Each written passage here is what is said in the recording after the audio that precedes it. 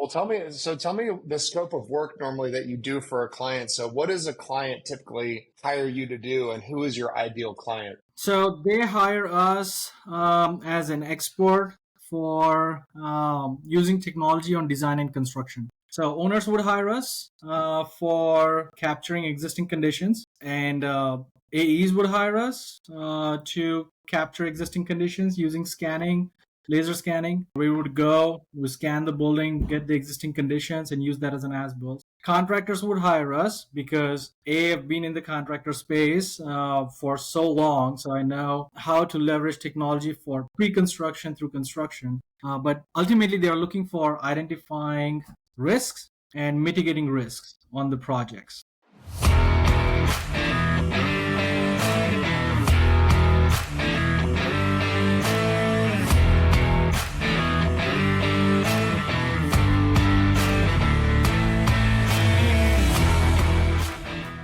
What's up, everybody? Welcome back to another episode of the Builder's Bible. I'm joined by Andy G, who is the founder of DBI Consulting, and he is joining us today from Texas. I'm excited to dive into it with him today.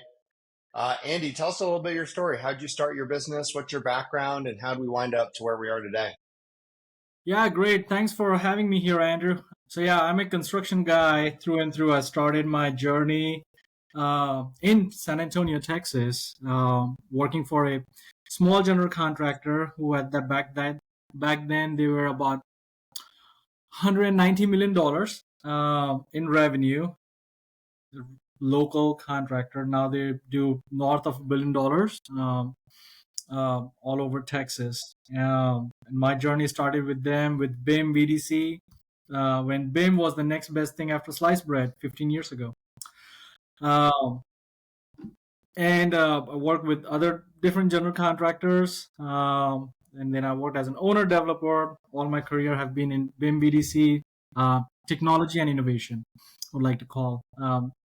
Innovation mostly like lean last planner system, emerging technologies. And I worked with owner developer before joining my own firm. And it's been a ride since then. Well, tell me the scope of work normally that you do for a client. So what does a client typically hire you to do, and who is your ideal client? Great question. So they hire us as an expert for using technology on design and construction. So owners would hire us for capturing existing conditions, um, and AEs would hire us to capture existing conditions using scanning, laser scanning. We scan the building, get the existing conditions, and use that as an as-built. Contractors would hire us because I've been in the contractor space for so long, so I know how to leverage technology for pre-construction through construction. But ultimately, they are looking for identifying um, risks and mitigating risks on the projects. So So you're brought in to make sure that projects are going to happen according to their, specified time frames and are going to be profitable, or like what types of things are you kind of giving them insight on? yeah, it's all the things that will create risks for the GCs and for contractors. So, for example, during pre-construction, one of the biggest risks that a GC carries is scope gaps, or bidding on the projects that has constructability issues. Like design would say that, yep, this can be built, but in reality, it won't. So we will bring in with the 3D models. We'll do clash detection coordination. We'll see everything in 3D to identify it is constructible and identify design errors, which eventually becomes RFIs during construction. So we bring all of those issues that happen during construction way early on, uh, resulting cleaner bid documents, resulting tighter bids. So really, we modernize pre-construction for the GCs. By doing that, we use models for estimating, and we do some other fun stuff as well. But that's the bare basic. And then during construction, we mitigate risk by bringing all the subs together and coordinating all of their trades. Well, talk to us a little bit about First of all, can you work anywhere in the country, or are you pretty much limited to Texas? Oh no, Texas, my heart. So that's where I'm loyal to. So San Antonio, Austin, Dallas, I have customers there. But we have projects in Louisiana. I just got a project in state of Washington. We're not limited to Texas. Yeah, all over the country. All right. And how are people finding you? Is it all referral based? Do you have a pipeline or a funnel? Do you have a system of acquiring new clients? There are two schools of thoughts here for sales. One school of thought would say that you need to have a lead gen strategy, and the other school of thought is like old school based on relationships. I've been in construction. I've groomed in under construction. So I build my business purely based off relationships. So it's within the hence we're in Texas because that's our relationships are in Texas. Outside of Texas, then we know it would be transaction. Well, even we have some projects in Hawaii, they are based off relationships. We have some projects in Louisiana based off relationships. And those pays off in the long run. When we build trust gradually and we want to strategically partner with them. I don't use the term partner loosely by just hiring us as a subcontractor and providing a service. We truly partner because we carry their best interest. They win, we win. As simple as that. Um, and that's not necessarily the case when it's a transaction. So it's purely relationship based. Yeah. What's a project you're working on now or have on in the past that you feel really proud of it, that you're excited about? Oh, um, I think the most fun project this that would most probably, well, I don't know. It would go on Mike Rowe's Dirty Jobs show, where we were, because we're in technology business, right? And it's supposed to be this nice, sexy thing where we go, it's nice, clean, and everything is done. It looks nice, prepared.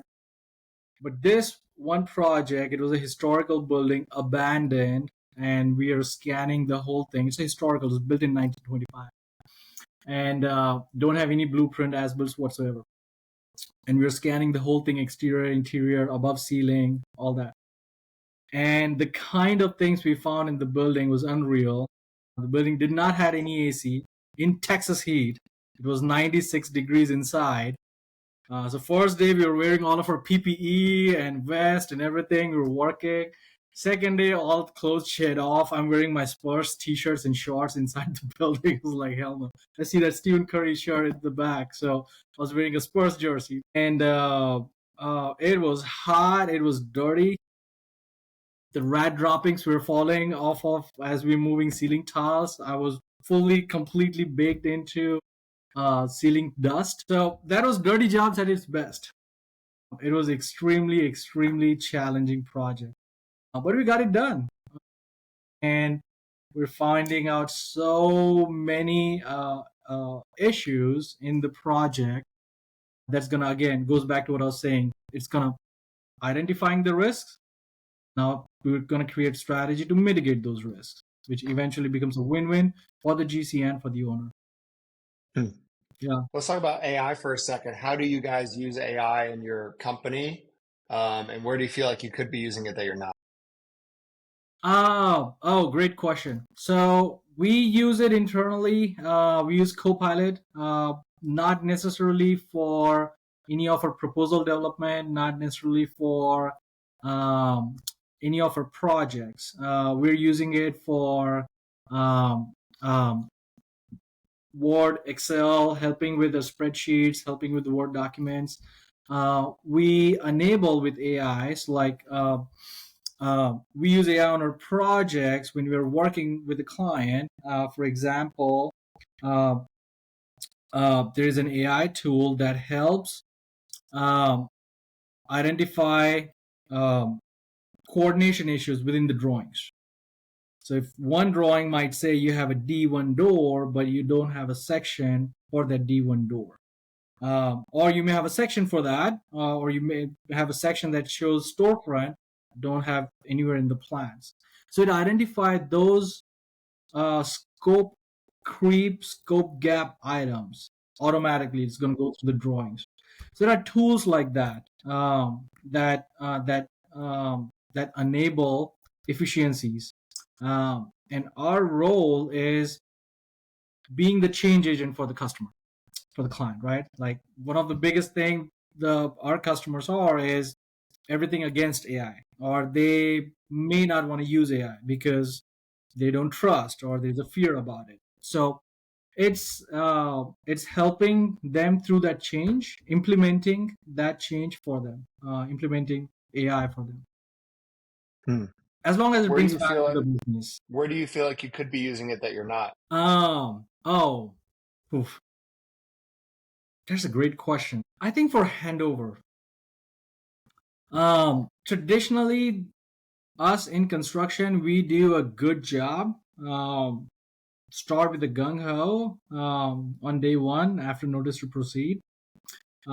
We go through the project, we solve problems. We are problem solvers, right? In the industry, um, we do a really, really good job in solving problems using AI throughout construction, whether it is using tools like ACC, Procore, or using ad hoc tools to solve problems. Mm-hmm. Um, but when it comes to handover and giving to the client, um, that's where I think we can do better. Hmm. Doing a better delivery so that it may not affect that much on the capex side for the client, but enabling them on their opex side, and how you can do that, because contractors are generating so much data and Mm-hmm. still delivering the data in a box to the client after the whole job is done. Here's your submittals. Here's your information. Here you go. Good luck managing the building. Mm-hmm. Um, and the processes and the inefficiency in the processes are the reason why it is in a paper box. Um, AI can automate that. I think that would be phenomenal. Owners would love that. Yeah. I love that. What are some other sticking points that you're experiencing in your business now? Like what are some things that you're trying to solve for or barriers you're trying to overcome? The biggest one is finding uncertainties, finding risks, unknowns, finding the unknowns and managing unknowns. Second is uh, getting the collaboration between um, the AE stakeholders and the GC stakeholders. There's still so much lack of collaboration. I've seen some design build projects, even in them, um, there is a lack of collaboration. Um, so that to me is the biggest stickler point, because I was an owner developer and I saw that firsthand, the lack of collaboration between the AEs and GCs and how it can bring a tremendous amount of inefficiencies, which by the way owner pays. So that is a big one. Um, um, and then the third is the underappreciated value of digital twin for owner developer, um, and the lack of their understanding and how it can truly change the way owner owns a building. Well, Andy, what's one thing we haven't talked about today that gets you excited or fired up? What's one fun thing we talked about? No, Um, what's something that we haven't talked about today that you want to talk about? oh, man, I don't got any. Um, Okay. No worries at all. No worries at all. Well, if people want to learn more about who you are and what you do, where can they go? yeah, if they want to know, they can go to our website, dbinow.com. Or they can, so over there you can probably find all the information that they need to find. Um, and and again, I've been in the industry for a while now, so honestly, they can Google my name and find out. Gajbhiye is not the most common name. It's the second most common name after Smith. So if they look up my name, they will find out who I am. So yeah, the internet is the gold of information. Awesome, man. Well, thank you so much for joining us. Don't go anywhere because I want to keep talking, but Thanks for joining us on the podcast. Absolutely. Thanks for having me, Andrew. It was fun.